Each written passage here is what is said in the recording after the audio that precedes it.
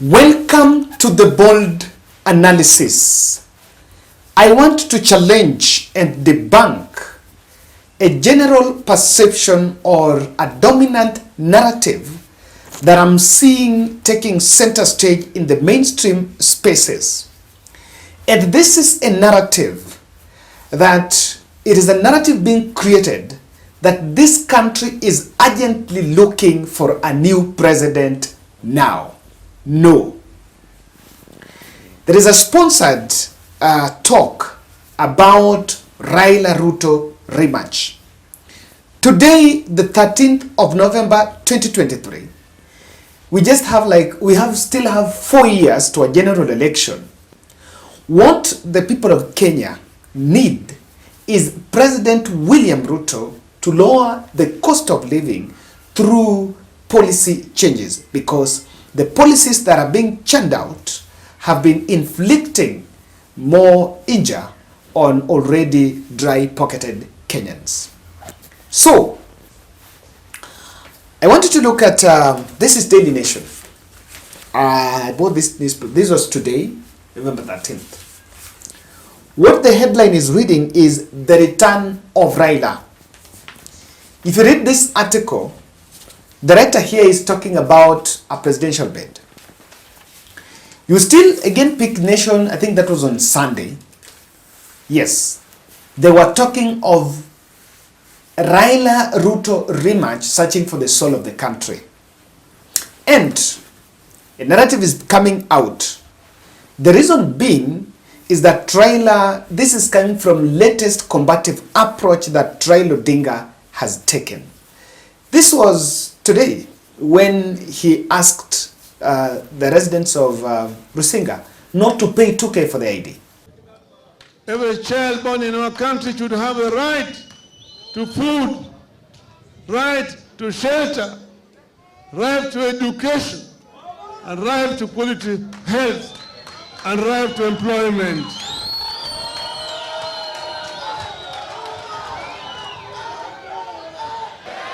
Awinjo wach ma kipande. Watere igimiluongo ni bipartisan talks ya. Wagolo wach ma ichulo kipande. Kipande is a fundamental right of each and every Kenyan. Okay. Chulo ki taxpayer. Okamano. So, of course, you will understand. To that point, he was telling them that he will give them directions, he will give Kenyans directions, but for now, they should not pay that 2K for the national IDs. But of course, Raila is sometimes very smart. He knew very well that already the High Court had stopped implementation of that Gazette notice. So that Gazette notice is still not effective because the court had stopped it. But I was telling them we should not pay and should wait for my directions. Now, it only indicates, if you look at the tone that Raila Odinga has been using in Nyanza, during these 3 days tour in Nyanza, he was in Siaya, Kisumu, and today he was in Fangano, the side of Homa Bay. Raila has been coming out more combative and charging the masses against the government. And of course, just reminding them, there's a simple thing, that things are wrong. So that combative aspect is what has been fashioned, understood as the return of Raila, because Raila had taken silence. He had actually taken a backseat to give chance for the bipartisan talks to do their, to advance their agendas.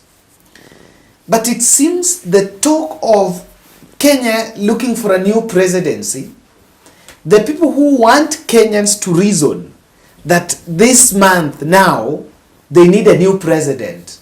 They don't need to reason about the cost of living, the cost of fuel. No, I still insist. And you can challenge me. Do you think now we should be talking about another president, or we should be talking about the president in seat should be addressing the cost of living? And listen to Wavinya Ndeti's speech. Yes, that's what I was saying.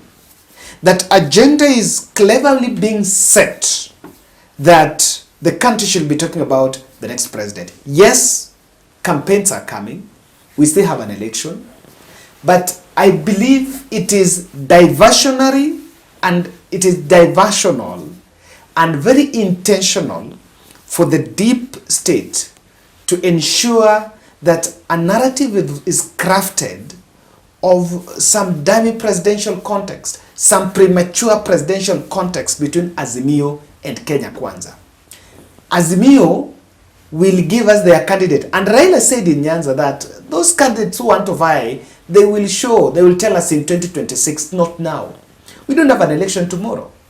What we have tomorrow is the review of the fuel prices. And that's what the country wants to hear. And if you want to know, and I insist that Raila Odinga and the team should remain on the combative front, on the combative edge. That combative edge has left Ruto acting in panic, because what Ruto team have always wanted is to subdue Raila. So remember, after that protest, then Raila pulled out and said we are not going for the protest again. Then it was, a narrative, a story was crafted by the government side that, they had controlled Raila, and so Raila is eating with them. I remember Didimas Baraza saying that yesterday in Bungoma. But if you, I want to use a good example is this one of the KPA. Remember the story about the 17 billion oil deal, where some woman was even interrogating at DCI and went missing.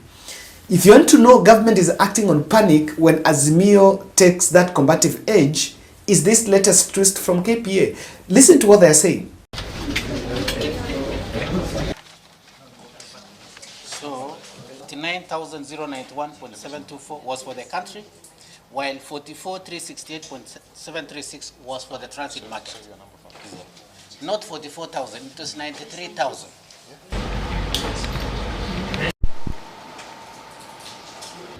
Actually, 3.5, the draft was 8.3. For us, sisi hatujawahi kuonana na mtu anaitwa Anna, na wala hajawahi kufika ofisi zetu za KPA kulaunch any complaint kwetu, sababu kama mtu unajua meli imekuja bandari la Mombasa, shirika la KPA ndio inasimamia bandari la Mombasa. Ungekuja hapo ukatuelezea kuwa mimi niko na mzigo na tuangalie kweli kama mzigo ni wako. So hiyo mambo yani sisi hatujui wala tujaonana naye, ni kitu tunasoma tu kwa social media. Hii ndio ile bill of lading yake, anasema this is the bill of lading she's saying. Ndio kweli. Bill of lading imesainiwa na shipa, huwa ni yeye. Carrier ni yeye. Sasa you can understand things that cannot add up. Number two, the correct document. This is the correct bill of lading. Captain ya meli ndio huwa anasign bill of lading, lakini si wewe mwenyewe. Kwani wewe ulikuwa kwa meli ndio ukasign? So some of the things don't add up. So then when you see the stamp of the ship, it's quite different from what is indicated here. It's like saying, unajua ile lori inabeba 30,000 tons, 30,000 cubic. So it's like saying, mtu amenunua mafuta ya 25 liters na umwambie hiyo meli kutoka Mombasa Nairobi ilete mafuta ya 25 liters mpaka Mombasa. Is it even inawezekana hata? So some of the things, allegations that is being peddled, cannot withstand anywhere. Number two, unasikia mtu anasema yeye ni owner ya meli. How? Yale ambayo sisi tunajua ni kwamba hii meli ilikuwa imebeba ule mzigo ambao tumewasomea hapa kwa lugha ya Kimombo, ambayo zaidi ya nusu ilikuwa ni ya Armco na nyingine ni ya nchi jirani. Kwa hivyo huo ndio mzigo ulioshikishwa hapo, lakini hayo masuala ya sisi kwa kama KPA hatuna stakabadhi zozote ya kuonyesha kwamba alikuwa ameleta mzigo kama huo. Further, copies of MT Haigui's ownership documents in KPA's possession do not show AN's Import and Export Enterprises Limited as the owner of MT Haigui. The gross tonnage of the vessel is indicated as 100,000. This is contrary to the actual tonnage of 61,338 GT. The ship stamp purported bill of lading is not identical to vessel's MT Haigui stamp.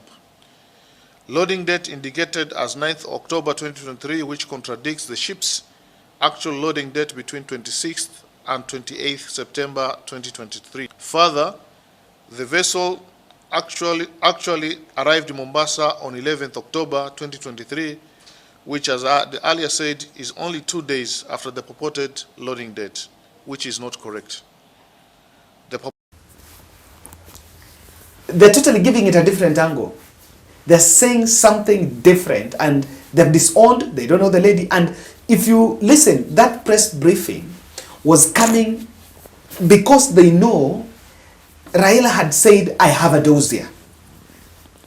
So because Raila said he had a dossier, that is why this, this press briefing was called, and this twist from KPA is coming. I insist that Azimio la Umoja should not entertain, and they should not marvel at the newfound narrative of Ruto Raila context. We don't have an election in this country this year. We have an election in 2027. So what the country wants is William Ruto to address the cost of living. They are the ones that are having the power. They are the power bearers as at the moment. But I have seen, it's a very consistent narrative. And I've even seen a couple of some analysts marvel at it and say, you know, the way, no. I've always insisted that Azimio should have their candidate, and that their candidate should be Kalonzo Musyoka now, and it should not be something debatable. But again, everything as at the moment, as things speak now, but I can tell you, even if Azimio will start some dummy campaigns of, you know, moving and campaigning for presidency, you cannot campaign now while people are angry. What will you be telling those people? People are angry. Azimio can only campaign with the plan that they can remove Ruto out of power before 2027.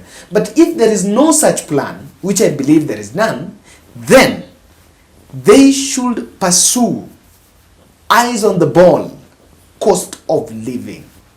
It is through the cost of living, after you hold and you press government on the cost of living, that you will just earn the savior, the messiah stature.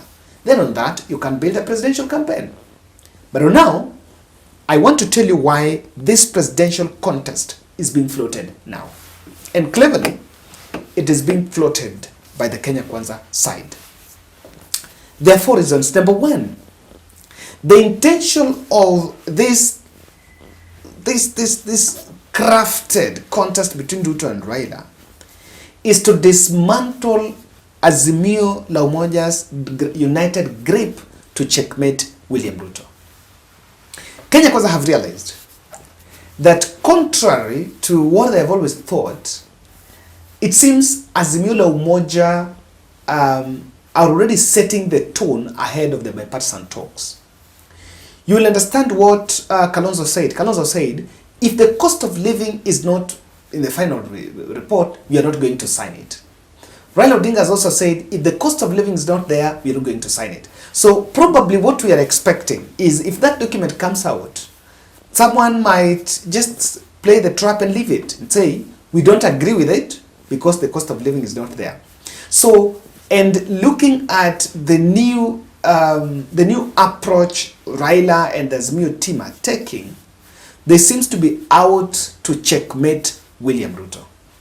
And I listened to Ndindi Nyoro saying that they should play that oversight role. And I can say, I wanted to remember, between 2013 to 2017, Raila Odinga had a campaign mojo, where the 10 million strong. By the time they were getting to the 2017 campaigns, they had successfully painted the Jubilee government as a failed government. Look at the NYS expose on how they exposed NYS, they exposed Eurobond. There were quite a number of scandals that were exposed, very huge scandals. And by the time we were getting to the 2017 general election, even Kenyans were like, the fellows we actually elected were getting it wrong. So they already had dented the government. And as things stand now, truth be told, the best Azimio can do is to poke holes and say what is wrong. And in fact, because there is a lot of things happening under the carpet, they need just to do the exposés. So the reason why someone is bringing a contest now, and is just to show that Raila is not pursuing the interest of the masses, that Raila is pursuing his interest to vie against William Ruto, which is no. We must serve Kenyans the true picture. Number two, there is a plan to charge the sleeping UDA campaigners so that they defend William Ruto. I have repeated, and if you've been consistently following the bold, is that one of the challenges that Kenya Kwanza is facing is that the people that campaigned for them, the Oscar Sudis, the MPs that campaigned for them, have been coming out to say, have been coming out a bit shy of defending government. And some of them have been, of course, holding their horses. I think I listened to Johanna Ngeno. Yeah, I think you need to get that video. Johanna Ngeno was speaking in Embu yesterday during the church service. And he said something about ideas that as much as you guys are want to fix the economy, but there are some that you need to hold your horses. I think you can get that. So that is the point.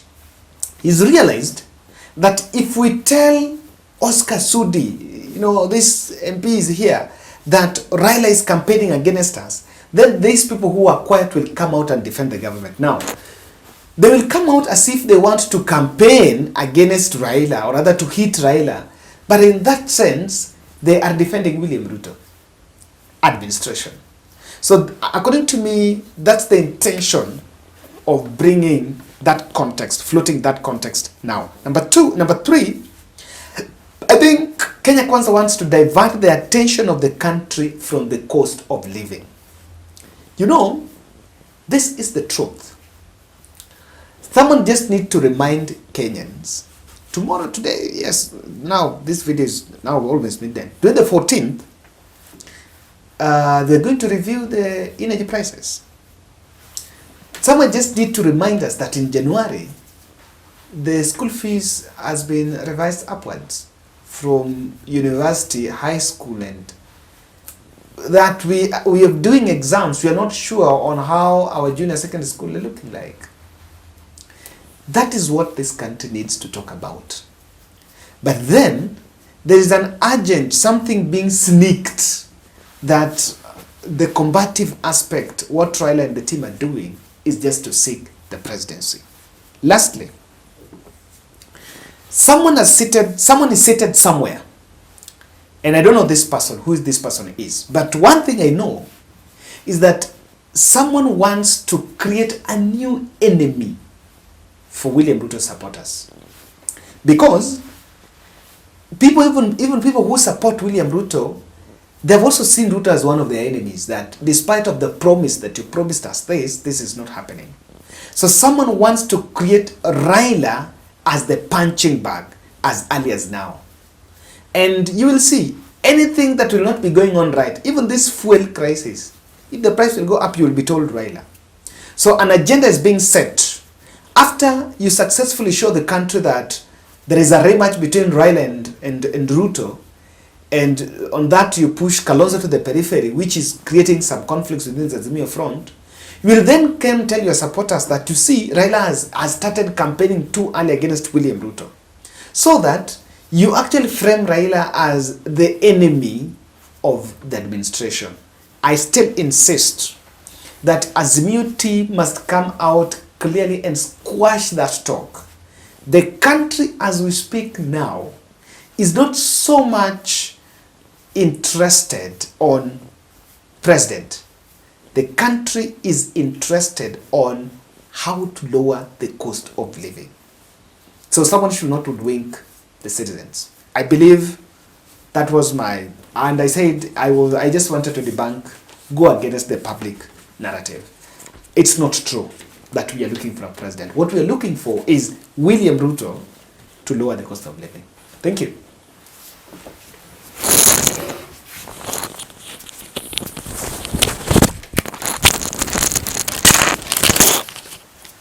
So we're here as we had promised that we were coming to this other side of Kibera to deliver the wheelchairs.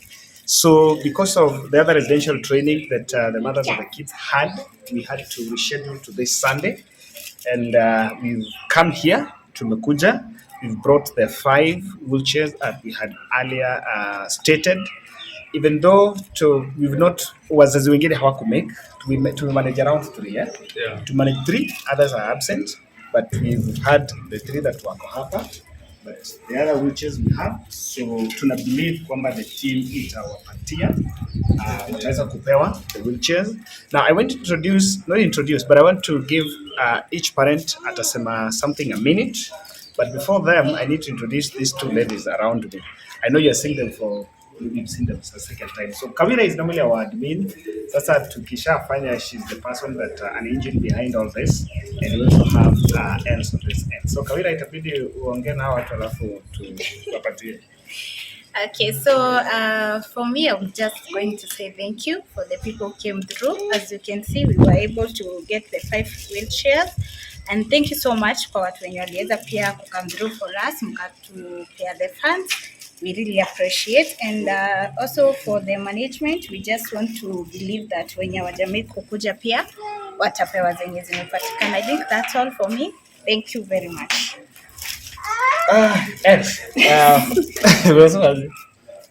Mama Benja, I say something. Okay.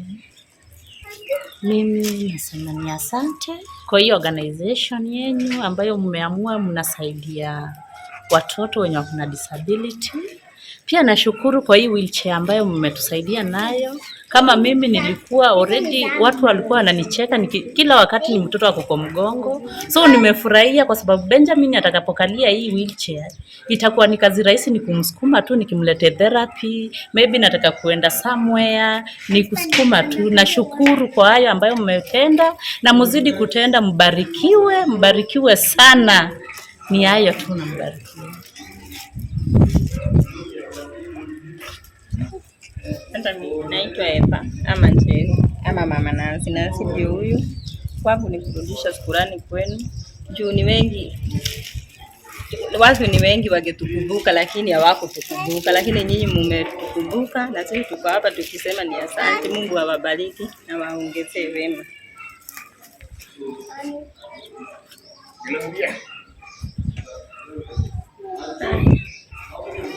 Na mimi naitwa Sara Kemto, Mama Gloria. Gloria ndio huyu already amekalia wheelchair. Na mimi nashukuru Mungu kwa sababu yenu. Mungu amewatumia, mmekuja kutusaidia. Ndio watoto kama Gloria ni mkubwa, kumbeba kwa mgongo ni shida. Nashukuru Mungu, Gloria amepata wheelchair, ataendea shule Januari. Wacha Mungu awabariki. Mali hiyo pesa imetoka, na Mungu airudishe. Mbarikiwe sana na Mungu awaongezee. Nimeshukuru. Thank you. Yes, so yes, on behalf of this amazing team, asanteni sana. I'm just sure of words. We mentioned that intervention ya disability, we will try to still upscale. Nimerealize kwamba the number of kids in need of wheelchairs ni wengi sana. We cannot, but I believe with this start, as we roll into 2024, we'll be able to support and develop this as a full program, and support the team that we have here, so that we move forward. Asante sana.